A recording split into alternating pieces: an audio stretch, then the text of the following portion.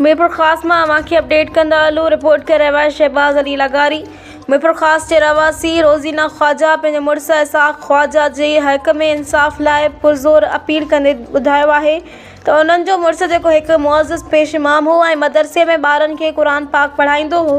2013 में खैरपुर मीरस जे ॻोठु ख्वाजा तालको अहमदपुर में पेश आयल वाक़े में रोकारी जे इल्ज़ाम हेठि गिरफ़्तार कयो वियो, जॾहिं त उहो वाक़ियो कंहिं ॿिए जो हो ऐं असांजे ख़ानदान जो इन सां को बि तालुक़ न हो।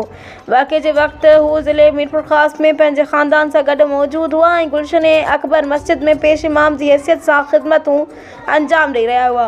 रोज़ीना ख्वाजा चयो, मुंहिंजे मुड़ुस ते लॻायल कूड़ा इल्ज़ामनि न सिर्फ़ उन्हनि जी इज़त खे मुतासिर कयो पर पूरे ख़ानदान जी ज़िंदगी खे बहरान में विझी छॾियो।